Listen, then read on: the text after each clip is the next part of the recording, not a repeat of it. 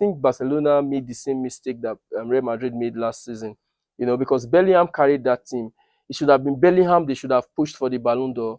But because Vinicius had a few clutch moments before the end of the season, they started pushing him for the Ballon d'Or, and they lost. And they were crying foul. Yes. For poetic justice, let me put it that way, it was a midfielder that beat Vinicius Junior to it. So if it had been Bellingham who carried them from the start of the season and even made an assist in the Champions League final, yes. Made an assist in the Champions League final. If it had been Jude Bellingham who was promoted by the Real Madrid hierarchy, I think he could have won. And that's what happened with Rafinha too. Rafinha carried Barcelona along like throughout the season, and then because they had clutch moments, and then they just started promoting Lamine Yamal. I think that was an injustice to Rafinha. Rafinha shouldn't have come fifth in the Ballon d'Or. In a keenly contested award like the Ballon d'Or, it's just like in politics now. Let's come to the Nigerian politics political scene for example. The political parties will do a primary. They pick their best candidates, the most influential candidates, or the candidate that is most likely to win. They push that candidate out, and then they support that candidate to win the award. Look at PSG, for example. Since February, since March, they've been saying Dembele this, Dembele that, Dembele this, Dembele that, Dembele this, Dembele that. They've been, or even the teammates have been doing that. And so when I saw Rashford move from Manchester United on loan to Barcelona, and then each time they were asking a question, he was always mentioning Lamine Yamal. I came here to help him. I came here to support him. I came here to do. I just felt that is Barcelona PR at work. Okay. That should have gone to Rafinha, because Rafinha had a better season. Well, Lamine Yamal is currently the face of Barcelona. He is the face of the project. I always say Harry Kane is better than Lewandowski. For me, Harry Kane is also better than Luis Suarez. The problem that he had was that he was playing in a league. He was playing in a team at Tottenham that weren't winning anything. Yeah. And he was playing for a national team that is hated all over the world. Okay. Nobody wants the English team to win. You can tell me that Lewandowski is faster than Kane, but tactically and technically, Harry Kane is just too good. Okay, you're welcome to Sports Unfiltered, and today on the show we're going to be looking at the Premier League games, the Spanish League games, the Italian League, and of course the German Bundesliga. My name is Zil, and I'm here with I'm Abu Anyani.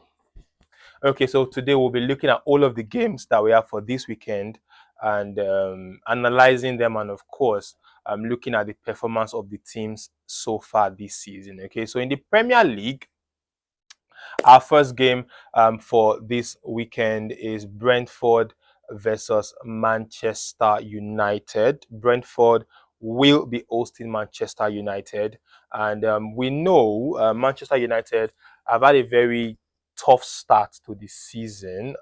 Amorim came into the season with so much promise.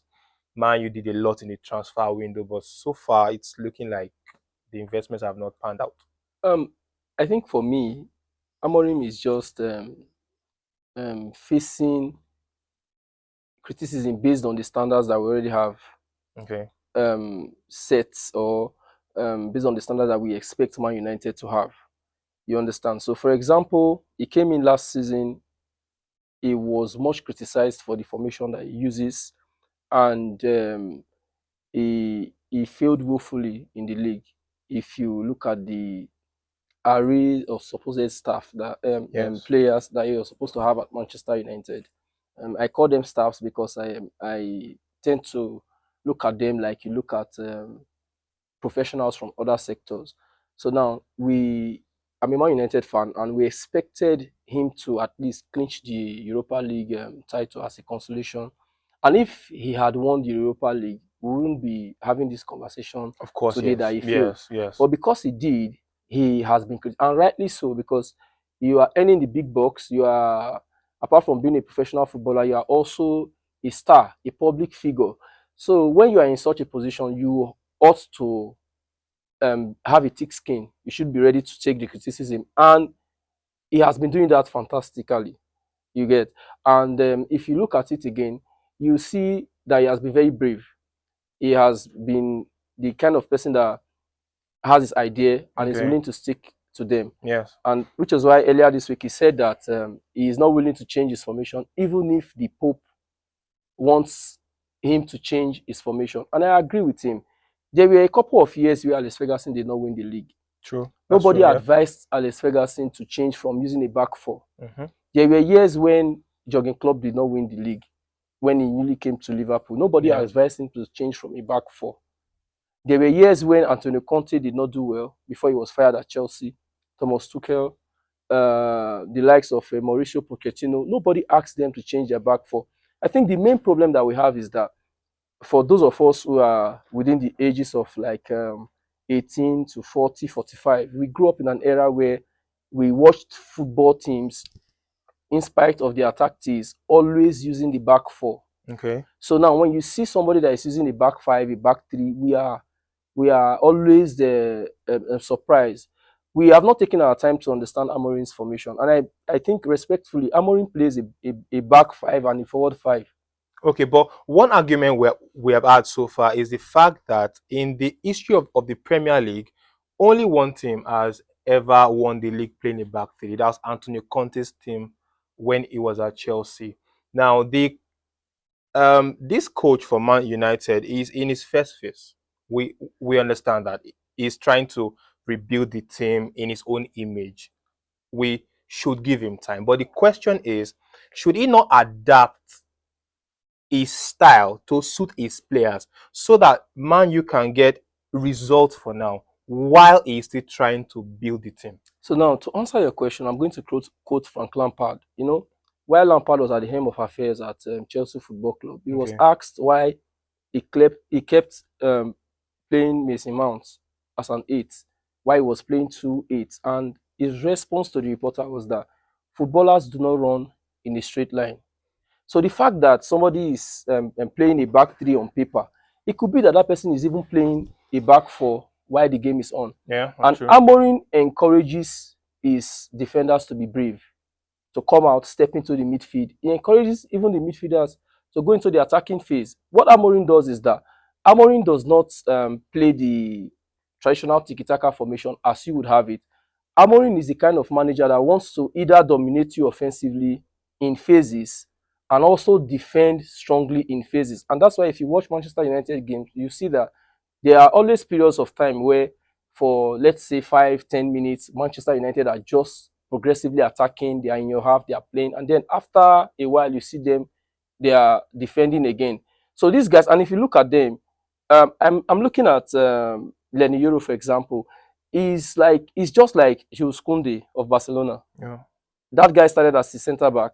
Today he's playing right back for both Barcelona and France, the French national team. So that gives Manchester United an added advantage that we have a player who can be both a right fullback when we have the ball and to be a centre back when we do not have the ball. But the big question is this: do these players believe in Amorim and this formation? Because sometimes we have seen Man United players look confused. For example, let's look at the game against Manchester City. At a point, it felt like these players did not believe in this formation. They don't believe in this style of play. And one prayer would all pray is that Amorim does not lose the dressing room. Okay. So I used to work in construction sites, yeah, and when we go to work, you do not dictate to the engineers who are on site. When they tell you what to do, you don't say because the engineer that came yesterday is different from the engineer that came today. These guys are professional footballers, and we are pampering them too much. And if you notice Manchester United fans, I think some of us or most of us, it's like they have entered a secret society where they agreed never to criticize the players. If almighty Cristiano Ronaldo, almighty Messi, let me use that phrase because they are football gods, could be heavily criticized in their days of football dominance at Barcelona and Real Madrid, so why are we not criticizing Bruno Fernandes? Why are we not criticizing Manuel Ugarte? Why are we not criticizing the other players, Bayern Mbeumo? And if you look at it, you see that Manchester United footballers, they are faltered in a lot of ways. For example, we misplaced too many passes. Our passing accuracy compared to other teams is very, very low. We ought to know how to keep the ball, and they ought to understand what the coach is saying. They are professional footballers for crying out loud. I'm an amateur player, and there are times where I play defense. There are times where I even play midfield, even though I play them poorly. But that tells you how willing I am to adapt. So they cannot tell me that players are earning what those players earn every week. Some Nigerians will not earn it even in 5 years. True. So they are supposed to be able to understand what the coach is saying. If they cannot understand it, then they should go.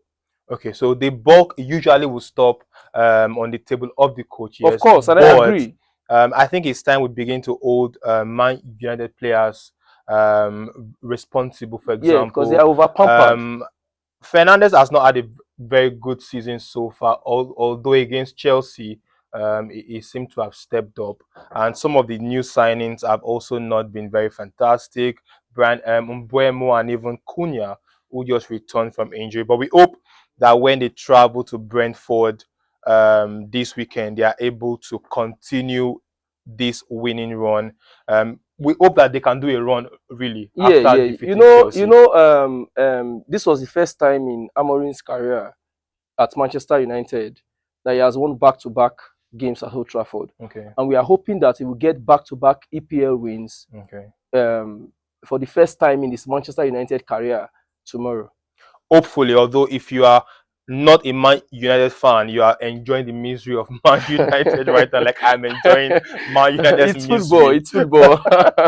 Okay, football. Moving on quickly, let's go to the other side of London, where Chelsea will be hosting Brighton. Brighton have been a very, very good team this season. They've had some really good results. Chelsea, having lost to Man United and also lost to Bayern Munich, they will be looking to bounce back. One thing about Brighton, we tend to focus so much on the footballers. We do not pay attention to the behind-the-scenes staffs. Okay. Brighton have always had this. The people in charge of their recruitment team. Yes. They have been excellent. Very good. Yeah. They bring in players that, even while they are not superstars, they bring in players that fit into their system. Yes. And you can see them year in, year out.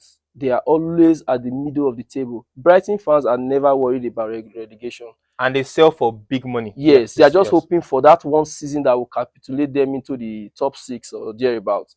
So they've been very excellent. But on Chelsea, I think they were unlucky last weekend. They lost to Bayern Munich. They were feeling that they could, use the Man United game to bounce back. Yeah, to bounce back, to try to make their fans feel a bit better. But you don't plan to have a red card from the 5th minute. True. And then when people started criticizing Maresca unfairly for being a coward, for removing 2 attacking players and bringing in a goalkeeper and a defender. But I think he made the right call, because when you are playing against a team like Manchester United that plays a centre forward and 2 10s. Yeah. Now, these 2 10s, they are always moving into the 18. Okay. That gives you 3 attackers in the box at all times. Yes. You understand? Yes. And then you now have 2 wingers, 2 wing backs that are coming in from the side. And Diallo, of course, yes. On that day, it was Mazraoui. And then you now had a Bruno Fernandes that had the license to attack, because Chelsea were already a man down. Yes. So at that point in time, you had to go back to a basic back 5 without the ball and a back 3 with the ball. That's to protect you in the rest defense phase. Yeah. But I do think Chelsea do not have any reason not to win, because the pressure is already building on Maresca. The pressure is building on the Chelsea players, because Chelsea is a very big club. Hates them, love them. They're a very big club, and they are the kind of team that you'd expect to always win every year. Personally, I don't think Maresca should be under pressure, because last season was his first season with Chelsea. He's world champion, and he won the Conference League for Chelsea in his first season, in his first full season, really. Now, the first question I want to ask, you're not a Chelsea fan, but do you think Chelsea is in the title race for this season? Of course, they are in the title race. If you look at how they play, Chelsea are the biggest strength Chelsea have is that they are able to hold their own against top sides. If we ask Maresca, will he tell you that this is Chelsea team is in a title? Because last season, there was a time Chelsea was top of the table or very close to the top, and then the issue of being in a title race came up, and Maresca kept saying that they were not in a title race. Now He was trying to build the team. Is this season the time for them to take the leap into the title race, or still try to maintain their top 4 status? Now, at that point in time, while Maresca was saying he's not in the title race, he was preparing to win every game. True. Now, if he had won every game, he would have won the league. Of course. When Ranieri won the league with Leicester City, he kept saying we are just trying to win every game. Yes. You understand the point? Yes. So all of these things are mind games. He's trying to take the pressure off the players, of course. Of the players, and that's the problem I have with football fans. Players do not run on the straight line. Tactics in football is about deceiving your opponents. Okay. So I can come out with a formation and say 4-4-2, whereas I'm playing 3-5-2. You understand? My players have to be on the field for you to know what I actually expect them to do. Yes. So what these managers say, most of them take PRO lessons now. Of course. Most of them, they have access to the best media guys in the world. So they know what to say. They want to, it's just like Mourinho when he plays mind games. They want to make you feel like we are not a threat to you. And then they want to use that. Jurgen Klopp was also a master of that. They want to use that momentum, that feeling of being oppressed per se, to motivate their players. Okay, look, nobody believed in us, so we are going to be Brighton, something like that. That's what I think he's doing. So. Okay, so for the Chelsea game against Man United, also, I think the third sub that Maresca did, the one for Cole Palmer was forced. Yes. We hear that Cole Palmer had a slight knock, so he had to take him out. So we're hoping that Chelsea can get back to winning ways when they host Brighton. When they host Brighton in that game. Now let's quickly go to the top of the table team so far this season. They are yet to drop a single point. They've won all 5 games, and that is the defending league champions Liverpool. Liverpool, some people say they've not played very well so far, but they've still not lost a game so far. They've not dropped points, even in the Champions League. It seems like they've been coming with this. They are late-minute winners and all of that. Can they continue that for the rest of the season? So I'm going to ask you a simple question. What was Sir Alex Ferguson known for? Same thing. He was always winning. Yes. He was always looking for a way to win. And Sir Alex Ferguson will tell you that attack wins you games, defense wins you titles. In fact, that time was called Fergie time. You understand the point? So it was called Fergie time. Personally, as a Man United fan, if I was in Liverpool's position, I would be very happy. Of course. And if you looked at all the games that Liverpool have played this season, you'll notice something. They've always dominated. Yes. They just had an issue with putting these chances away. Yes. Liverpool have always had more chances than their opponents. They've had large spells of possession. Yes. In fact, some of the games are games that they threw away themselves and then found a way to come back and get it. Yes. So I think it's another win for them, obviously, because they know that they have Manchester United to play in 2 weeks. And Manchester United are a rival to Liverpool. So you don't want to go to that. Even if Manchester United is in the 20th position today and they are playing Liverpool, even if Liverpool beat them 7-0 or 8-0 the last time, you still have to be very wary because they step up. There's a certain level of enmity between the two clubs. So it would show in how they play. So, and I think Liverpool, they have the best attacking line in the world presently. You have Mohamed Salah, who is capable of delivering 30 goals. You have Isak. You have Ekitike, who unfortunately will not be playing in the weekend. You have Chiesa. You have Florian Wirtz. Cody Gakpo. You have Cody Gakpo. And these guys collectively could even give you 100 goals in a season. Of course. But not just in the league, but let's say other competitions, they can collectively give you 100 goals. So, and then you have Konate, Van Dijk. You can't beat those guys. Now, going to their defense, Liverpool have scored 11 goals, but they've conceded 5. If anything happens to Van Dijk, for example, this season, they are still going to. The good thing is that Liverpool, they have a way of playing with their games. Okay. And I think there's just somebody. They have a record of having somebody who is obscure, who is unknown, that can come out and deliver for them when the pressure. And then if you see the problem that Manchester United have, for example, now their players are struggling to adapt. But look at Liverpool, for example. The Dominic Soboslai was the right back against Arsenal, even won them the game, and he played comfortably well there. Yes. So Yes. don't be surprised when even Gravenberch slots into centre back, or the others could also play well for And this Liverpool situation actually gives credence to the Amorim and Man United situation. Yes, yes. And Slot came in first season, same players won the league. So it means that there's something wrong with the Manchester United players. Of course, of course. That's why they are not able to adapt. And something I've always said of Amorim. Now, what's the one Manchester United player that has left Man United recently, the last 5 years, that has gone to a very big team and is now doing well, pulling the weight for the team?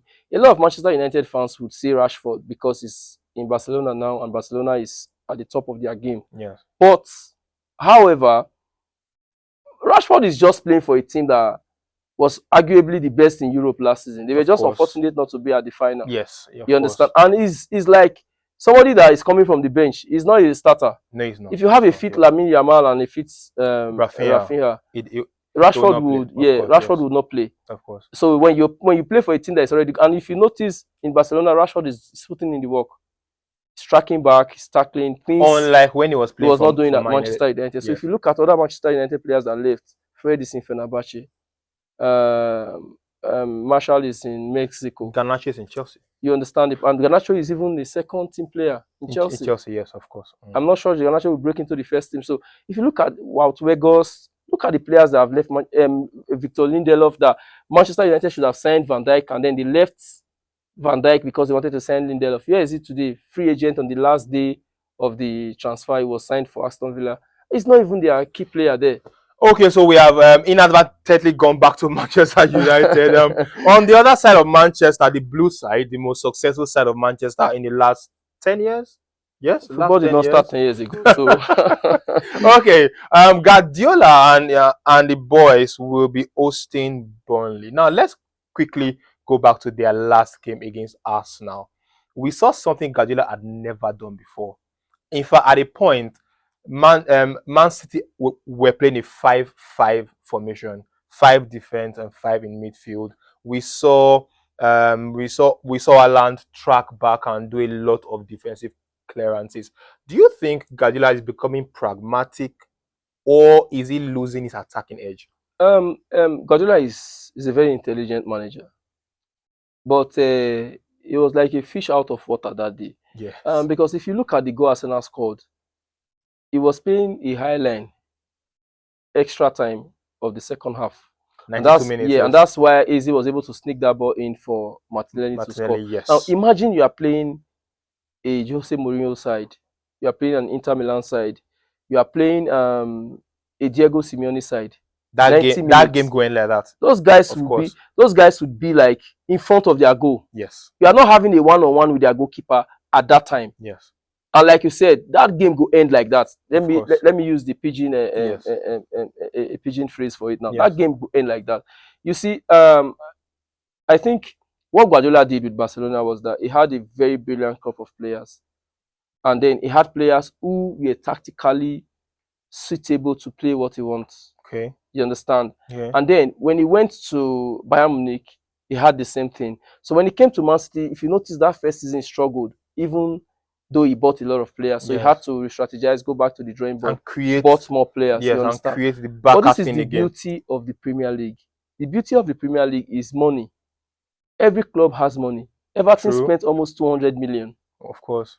You see Nottingham Forest, Sunderland, they also spent money. So now, and everybody is trying to, even from the academy level. Guardiola took over Barcelona in 2008. From then till now, it's 17 years. So even from the academy level, people are already building their teams to play like, or to defend against the tiki-taka style. So you have to have excellent tactical players to succeed in playing that style. And mind you, you are playing against a team like Arsenal, which has arguably been the best Premier League team in the past 3 years. For me, Arsenal have been the best Premier League team. They have just been unfortunate to have always been runner-ups to other teams. Yes. To other teams like Man City and Liverpool just last season. Arsenal rarely concedes a goal. They know how to score. They know how to win. So when you are playing against them, sometimes you have to throw out your philosophy to get. I'm not talking about your formation, but you But have the to philosophy, yes. throw out your philosophy. Like, okay, we already have a lead. Let's manage the game. Let's protect it. Because if Man City had kept on attacking in that game, I'm not sure. Arsenal is not a team that you score 2 or 3 like No, very no, easily. yes, If yeah, you are lucky to get one goal, then you have to protect that lead. yeah. Yeah, so that's why I think Guardiola had to, and he does not even have the players to do that anymore. He does not have the players to do that. So Yes. he has Now to. now if we look at the exit of players like Kevin De Bruyne from the team, Ike Gundogan, I think it has affected the pattern of play. One thing people think about Guardiola is that Guardiola loves moving the ball around the midfield area. But in my opinion, that's not true. Okay. I think Guardiola has always depended on having strikers that could kill you in a moment. And then he had midfielders at all the clubs he has managed that could accurately pass the ball. Yeah. So now you know that if you are facing Guardiola's Barcelona, Messi can kill you.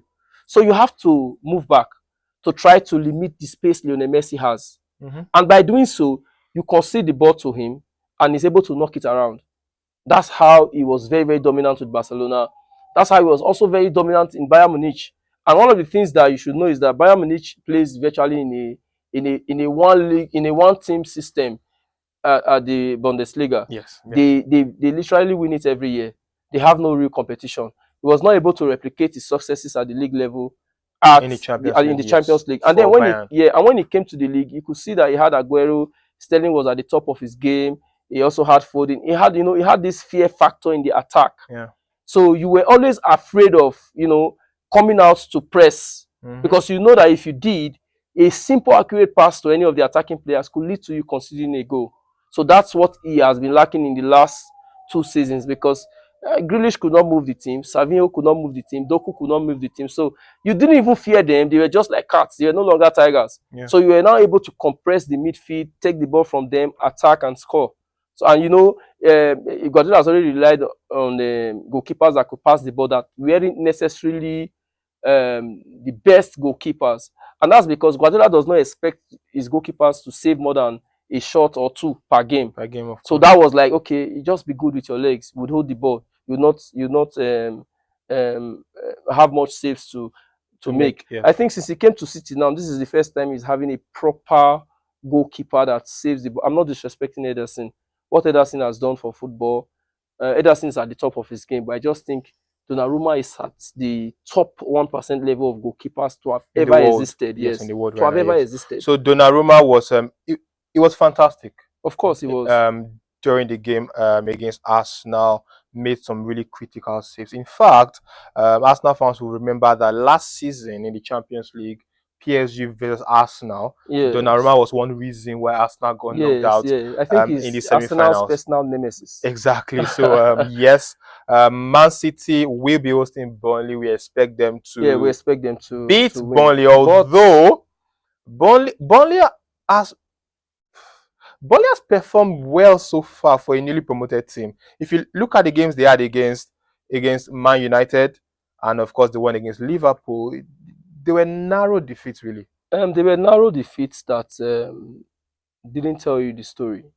Okay. If you watched the game, you'd see that Liverpool should have even won by 5 or 6 goals. No, we do not expect Burnley to attack against Liverpool. Okay, and if you watch the game against Manchester United, you'd see that Manchester United should have closed that game in the first half. So I think Man City would dominate. Man City would win. Convincingly. A surprise, yeah. A surprise. Okay, so we expect Man City and Haaland, who has scored 7 league goals so far, to continue in his scoring form when they host Burnley.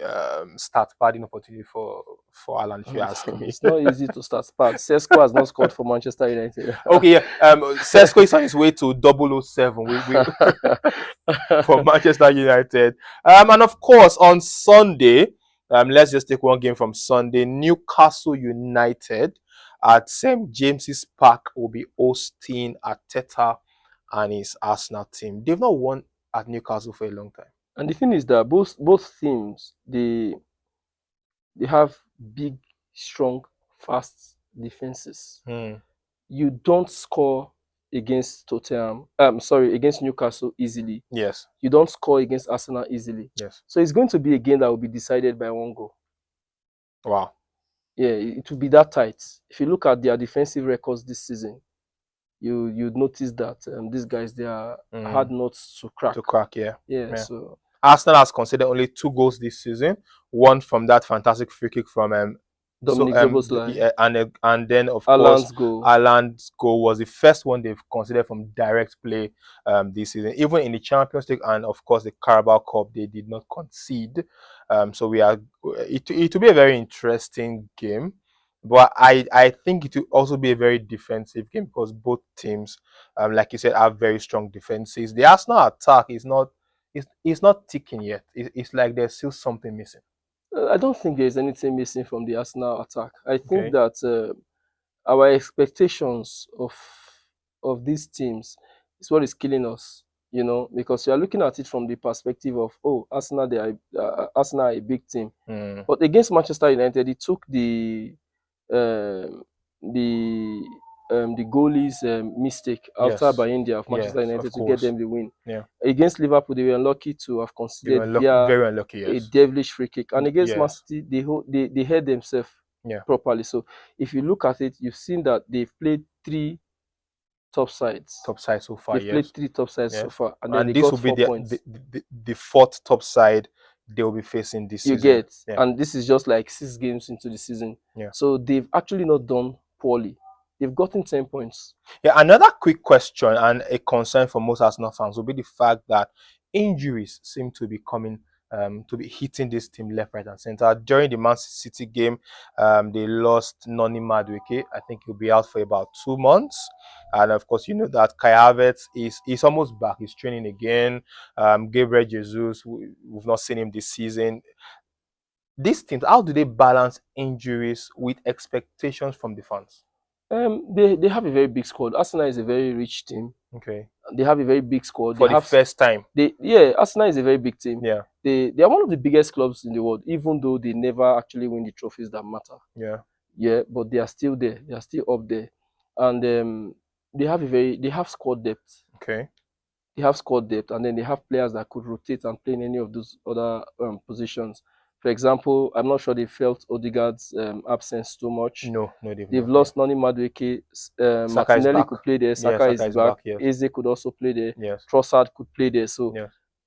some teams are wishing that they have the options of Arsenal, even with the injury crisis that they are facing. So far, So yes. let me rephrase. Some teams are wishing they have Arsenal's Arsenal because their attacking options are just. I've not even mentioned Victor Gyökeres, who was the best striker of last year. Yeah. Yeah, I think he won the Gerd Muller trophy at the yes. Ballon d'Or At the ceremony. Ballon d'Or ceremony, So yes. that tells you what they have up front. It's a striker that can make magic with one touch of the ball. So I think Barcelona made the same mistake that Real Madrid made last season. Because Bellingham carried that team. It should have been Bellingham they should have pushed for the Ballon d'Or. But because Vinicius had a few clutch moments before the end of the season, they started pushing him for the Ballon d'Or and they lost. And they were crying foul. Yes. And they for poetic justice, let me put it that way, it was a midfielder that beat Vinicius Junior to it. So if it had been Bellingham who carried them from the start of the season and even made an assist in the Champions League final, yes. Made an assist in the Champions League final. If it had been Jude Bellingham who was promoted by the Real Madrid hierarchy, I think he could have won. And that's what happened with Rafinha too.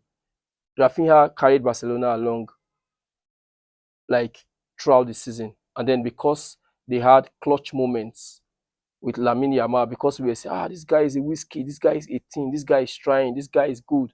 And then they just started promoting Lamine Yamal. I think that was an injustice to Rafinha. Rafinha shouldn't have come fifth in the Ballon d'Or.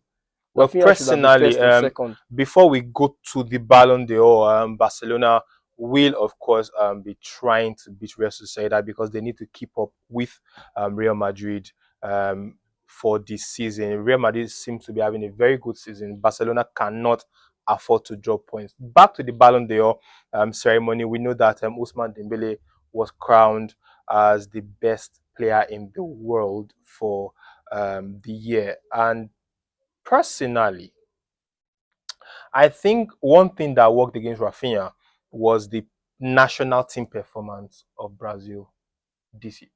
Brazil did not have a very good year. Okay, you look at Lamine Yamal with Spain; they had a very fantastic year, even though they did not win the Nations League, but at least they got to the finals. You look at Dembele with France; they had a very good season and all of that. So I think that the national team performances played a major role You know, and of course Dembele won the Champions League. you know what? I think this is what also worked against Ronaldo Yeah. in 2018 when Modric won, Yes. because your club also has a way of influencing the public's perception about you. And aside from the fact that Luka Modric led Croatia to the World Cup final in 2018, where they lost 4 goals to 2 To France. the incredible French French national team. team. Yes. The fact that Real Madrid were putting out his name, they were promoting him. You know, at that time Ronaldo had left before the Ballon d'Or ceremony. Ronaldo had left to Juventus. Yes. They kind of like pushed the Modric forward. So in a keenly contested award like the Ballon d'Or, it's just like in politics now. Let's come to the Nigerian political scene for example. The political parties will do a primary, they pick their best candidates, the most influential candidates, or the candidate that is most likely to win. They push that candidate out, and then they support that candidate to win the award. Look at PSG, for example. Since February, since March, they've been saying Dembele this, Dembele that, Dembele this, Dembele that, Dembele this, Dembele this, Dembele that. They've been, or even the teammates have been doing that. And so when I saw Rashford move from Manchester United on loan to Barcelona, and then each time they were asking in a question, he was always mentioning Lamine Yamal. I came here to help him. I came here to support him. I came here to do that. I just felt that is Barcelona PR at work. Okay. That should have gone to Rafinha, because Rafinha had a better season. But Lamine Yamal is currently the face of Barcelona. He is the face of the project. Yeah, he's young, of Barcelona. he's Just Spanish, like Lionel Messi and he's good. Yeah, he's was good. the face. I'm not saying of the Barcelona Lamine Yamal project. is like top 5 in the world, Okay. but I think in that Barcelona team, I think he's number 2 right now because he came second. yeah, but in that Barcelona team, he's still second to Rafinha. That's how I see it. Well, that opinion is debatable. Yeah, it's debatable. But I'm sure that in the comment section, you will get Barcelona fans who would want to tell you that Lamine Yamal is probably the best thing since Lionel Messi. Or since jollof rice, it's their opinion. But away from that, yeah, I think that what Conte has done with in trying to move to the Italian league now, what Conte has done with Napoli has been incredible. Yeah. He has won all his league games so far, and he has played. I think if he had been in the Premier League and he had not been having the results, people would say he's not good. And that's why you need to judge managers harshly, but you still have to understand the context at which they play. Yeah. Conte currently employs a 4-1-4-1 formation where De Bruyne is playing next to McTominay, who is in the flanks. Yes. Like McTominay is playing left wing for Napoli. Yes. That's something incredible. I never thought I would see it, but I'm seeing it and I'm just I'm surprised. And Conte is I look at Conte the same way I look at Jose Mourinho. They don't care about playing this football that you like. They care about winning. So if they have to defend all 90 minutes, fine. If they have to attack all 90 minutes, fine. If they have to concede unnecessary fouls, red cards, yellow cards, they don't shy away from it. But one thing you not say about a Conte team is players who don't track back, players who don't tackle with their hearts, players who don't want to compete for the ball. And if you notice, when he got that red card against Man City at the Champions League a week ago, he immediately removed Kevin De Bruyne because he knew that De Bruyne would not have the physicality level to match what he wanted his team to do against a Man City team that, Guardiola is one of those coaches you don't want to have a red card against. You don't. The moment you do that, the moment you do that, you are gone. He's going to outplay you. In fact, even when the game is even, in terms of players in the field, he would outplay you, and then you now have one less man. That's trouble. And Okay, now we praise Conte. Personally, I think that Conte is a very successful manager. of course, Whether you're a Chelsea fan who likes Conte or not, Conte is very successful. But Conte seems to be an expert in the Italian league. He seems to have a way of doing very well when he goes back home to Italy. His style may not be as attractive as a Guardiola, for example, but it is effective. And I think that's where the criticism for someone like Arteta is, for me, is too much, because he's trying to adapt this team. I remember when Arsenal would just play attacking football all through during Arsene Wenger, and the players were called naive. Today, they have a more defensive style, and the English press still thinks that Arteta is too defensive. So, with the press and with fans, sometimes you can never win. But I think that it is results that will yeah. shut the fans up. So for Amorim or for Arteta or for Conte, it's the results that will speak for you at the end of the day. Napoli doing very well so far. Inter Milan seem to be doing very well too this AC season. Milan, they've AC Milan, changed of to a course. 3-5-2. Juventus did not do well in the Champions League. Somehow struggled against Dortmund, but of course they were able to come back and not lose that game. So let's see what happens. In the Italian league, and of course, if we go to the Bundesliga, Bayern Munich look like they're going You to. know, there's something about I never thought that Vincent Kompany was that tactically sound, but then I now discovered that this guy played literally under Roberto Martinez in the Belgian national team. Yes. He played under coaches like what was this guy that won them the league in 2010? I've forgotten Was his it name now. Mancini or Yeah, Pellegrini? Mancini. He played Yes. under Mancini, Roberto Mancini, Yes. played under Pellegrini, played under Guardiola. Guardiola, You yes. understand? So these are coaches, and then as a footballer, you were always on the receiving end of the tactics, and I think that's with his own idea of football Yeah. as has elevated his game. So when he was employed by Bayern Munich after relegating Burnley. Burnley, I laughed. I said, Bayern Munich have just turned to the new Manchester United. Yes. And because I love Bayern Munich, I love the way they play. I love their history. I follow them a lot because you cannot just stick to supporting just one team. I have teams from different leagues, and I also support teams based on my moods. You understand? So, and then his first player that I requested for was Olise, who at that time was at Crystal Palace. I was like, does this guy know what he's doing? But today, Olise has turned to One of the best one of the wingers in the world, best yes. wingers in the world, not Yes. just in the Yes. In the world, in yes. the Bundesliga. Yeah. And then there's a way they play, and that's why I will always say Harry Kane is better than Lewandowski.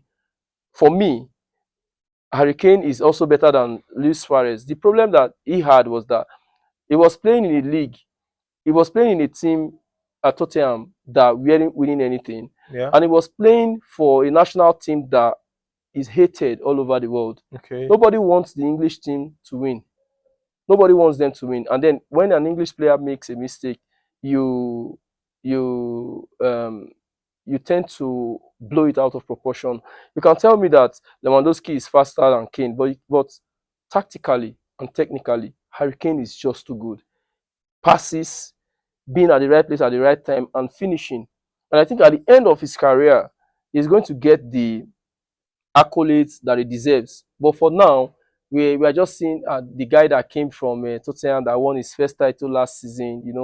These titles, they define players, and that's why when Grim Sunis was having this problem with Pogba, he kept saying, "Oh yeah, put your medals on the table," as to say this is what you have won. Yes. And then away from Bayern Munich, another team I've been watching very closely this season in the Bundesliga has been Borussia Dortmund. And I'm Okay. not even talking about their main strikers, Hel Guirassy. Yeah. I'm talking about Karim Adeyemi. Okay. That guy is fast, pacey, has a powerful shot. And I think what the hierarchy at Dortmund needs to do is that they need to start integrating that guy as a face of the project, because the Okay. guy is relatively young Yes. and he can be in the team for a very, very long time. He's fast. He's skillful. Yeah.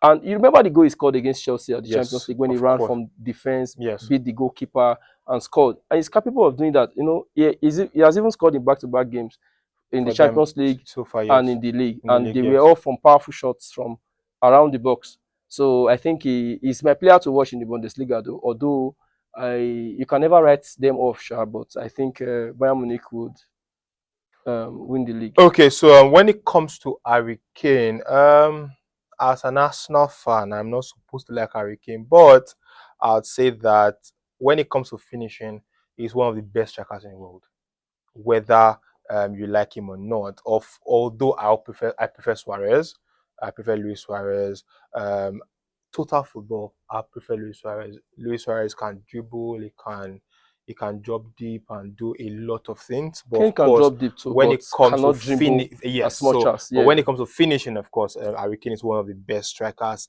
on earth, whether we like it or not. So, any other thing we quickly want to touch? The Nigerian Premier League will be on again this weekend, but my producer has told me that we should begin to round up. But when we come again on Monday, we'll quickly look at all of the results.